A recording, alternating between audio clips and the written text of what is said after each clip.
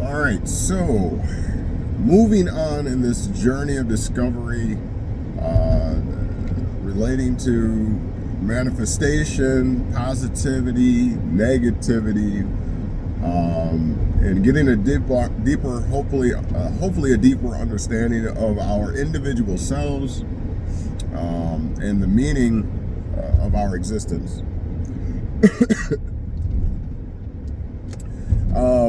So I hope that you are on this journey with me. If you've not already done so, make sure you check out the manifestation series that we've done.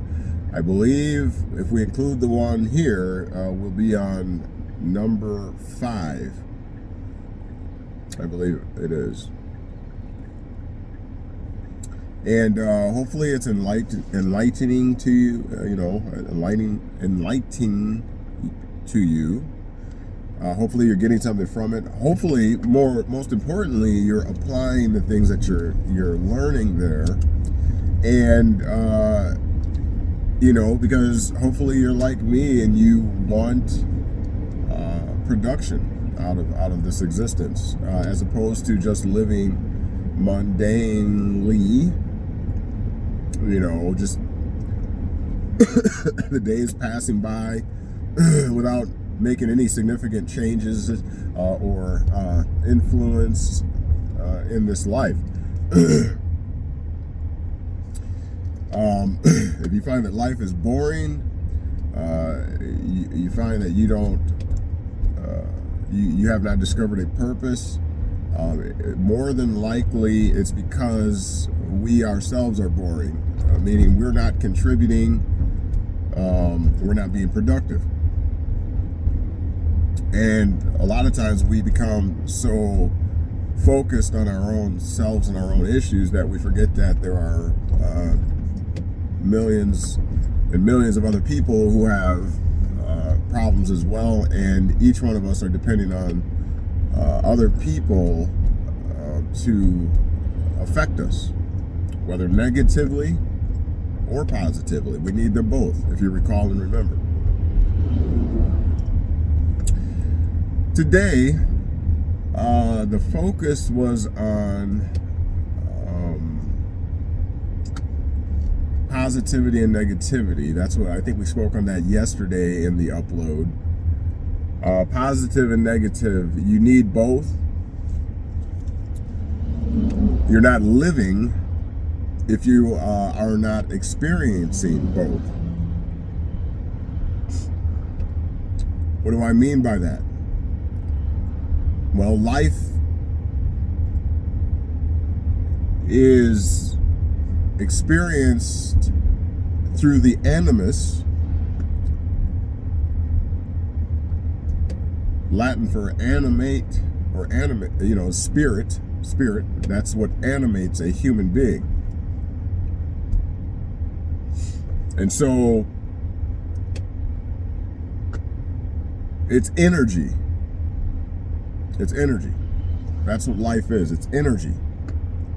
And in order for energy to flow, current to flow, we need both positive and negative.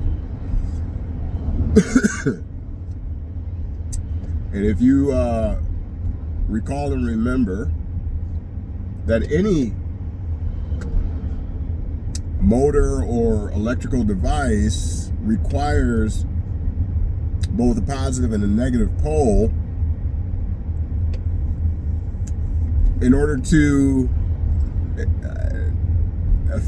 experience that currency or the current flow. And we're no exception. As I stated before in other videos, we are merely walking batteries, transmitters, and so we require both negative and positive as well for life to flow, energy to flow. And so we shouldn't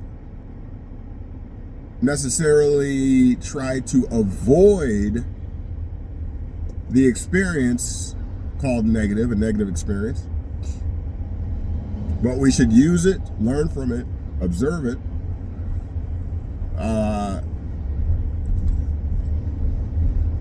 so that we may produce. negative situations cause us to, they motivate us, because nobody enjoys to stay in a negative situation. So it's going to make you do something. Okay? So that becomes necessary. Otherwise, sometimes you look back in life and say, man, if that incident had never happened, specifically a negative situation, if it had never happened, I would have never have discovered a thing, or I would have never made the choice that I made. You see,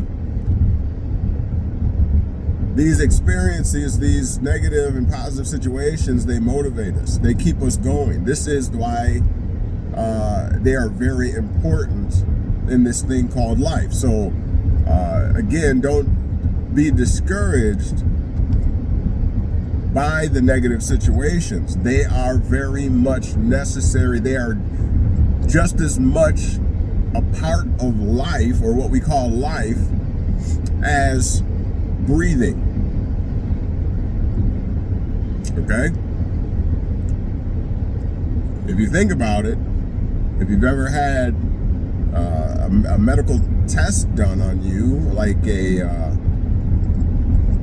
cardiogram or something to that effect, they hook up electrical leads to you.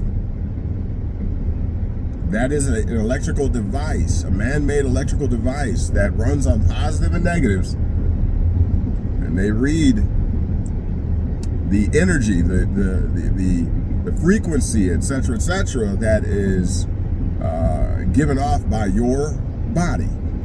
Okay? So I'm not going to belabor that much longer.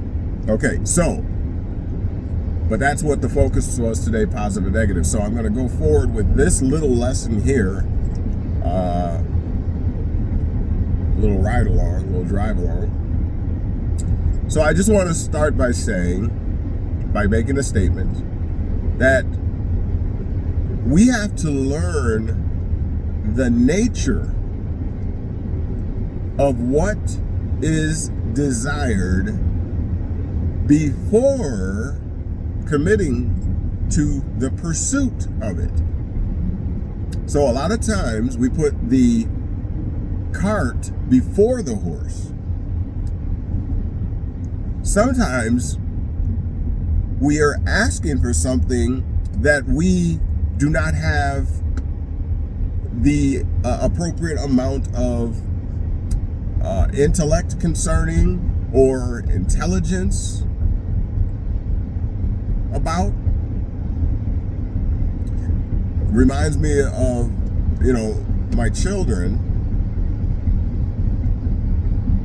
Anything that I grab as pertains to the kitchen, from, let's say, the refrigerator or the cupboard or a particular cabinet, they will come and run up to me and immediately request it, or request of it. It doesn't really matter that they don't really know what I'm grabbing or what I'm eating, or it doesn't matter to them. If we're in the kitchen and I hear a wrapper or something to that effect, a crinkle of a wrapper, Dad's got something good and I want it. Does not matter. They don't have intelligence about the situation. They have not run it through the filter of their intellect, etc., right? And we're a lot like that as well. We want. We're consumers. We just want to consume.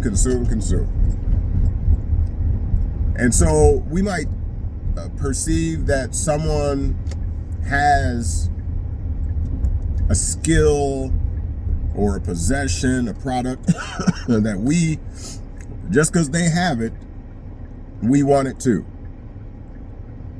And so, again, we have to learn the nature of what is desired, what we're desiring. We have to know what the nature of it is before we just run off and commit to the pursuit of it.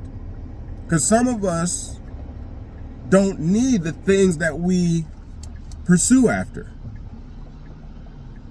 And maybe, just maybe, the universe says no about some things for our own good.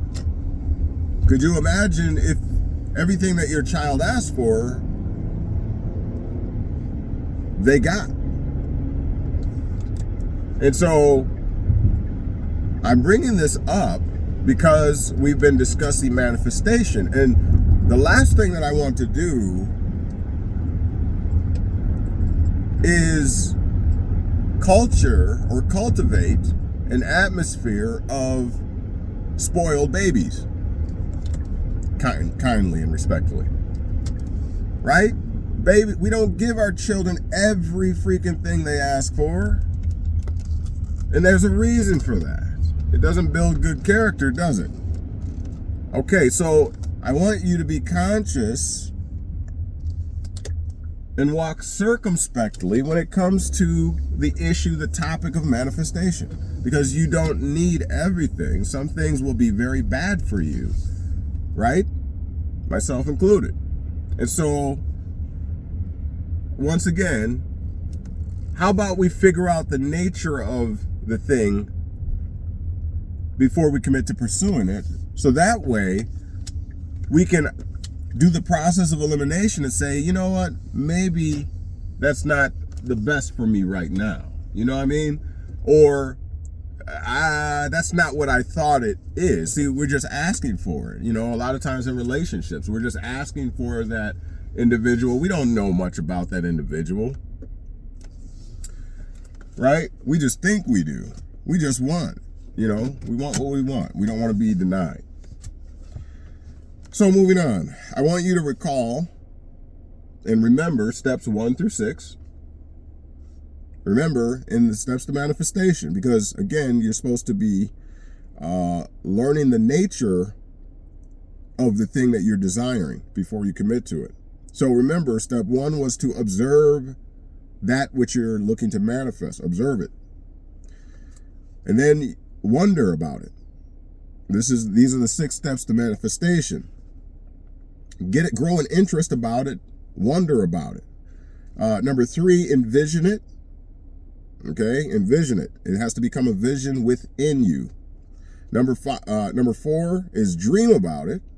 Okay, that's a metaphysical rendition, or it becomes evidence that what you are requesting to be manifested can be manifested. It becomes evidence. That's what a dream is. It starts to persuade your psyche. Okay, and then you must be divinely persuaded, meaning you must be persuaded that that thing that you are looking to manifest will be fruitful doubly, or doubly profitable or fruitful for you. And lastly, step 6 is you must transcribe the aforementioned. You have to transcribe, you have to reduce it to writing, you have to write it down and put it on paper. To get a deeper understanding of those steps, go back in the archives, look down in the description of this and other videos on the manifestation series, and do your due diligence and homework. All right, so the reason I went back over those steps is because in those steps, you should be learning about the nature of the thing that you're looking to manifest before committing to the pursuit of it. Otherwise, you might find yourself burning 10 years of your life chasing after that individual you thought was this way, or you thought was this type of person, or had that type of personality, but you find out 5-10 years later that that wasn't correct. Okay, so you don't want to be doing that. Now, the next portion, we're going to end up quickly here. We're running up on 15 minutes.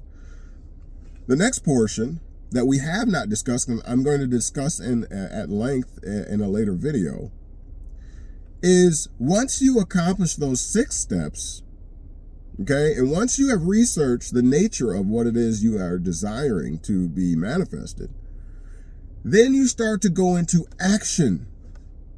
Now that you have the transcription, the business plan, that spells out, the strengths, weaknesses, opportunities, threats, known as SWOT analysis for those that know marketing. Once you do that, now it's time to start footwork, putting in the action. So, in addition to the 6 aforementioned steps to manifestation, you must take actions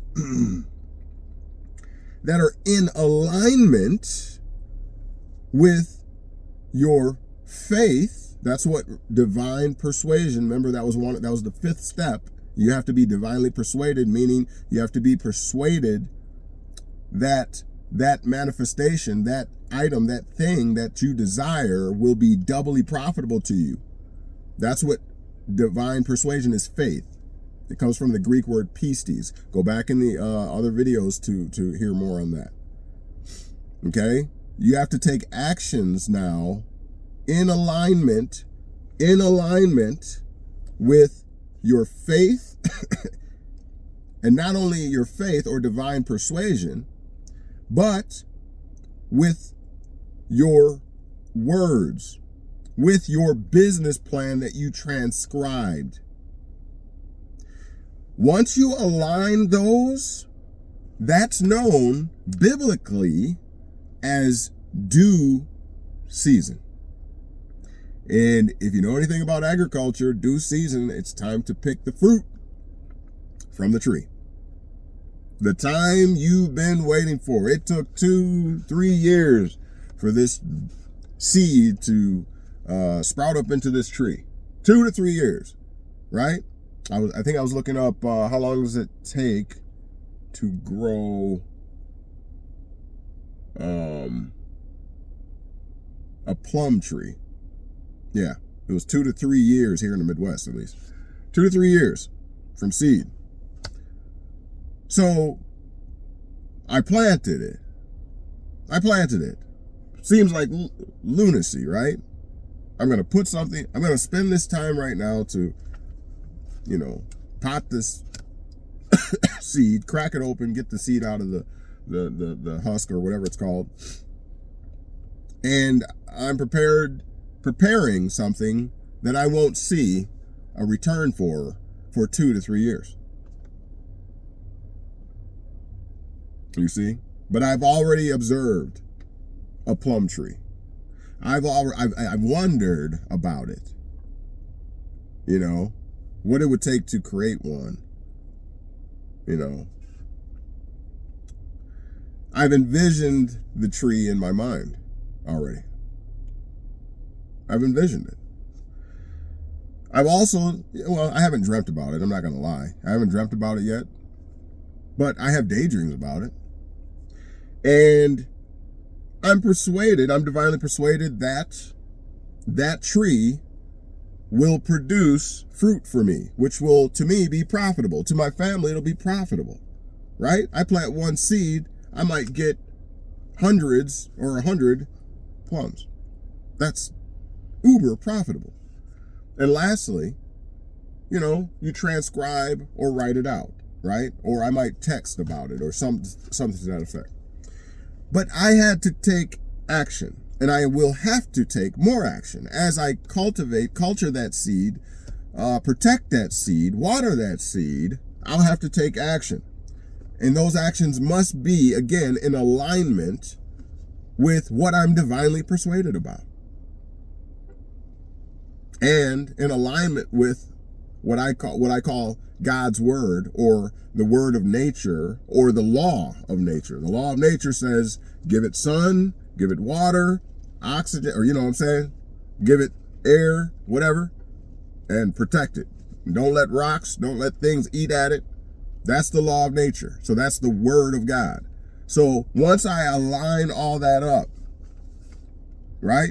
Once I do that for that whole germination period up into it sprouting out and the leaves start to show, and I take it from the pot and I put it in the soil and it gets bigger and bigger, then one day is going to come what's called due season, when I can harvest and I can take advantage of my hard work,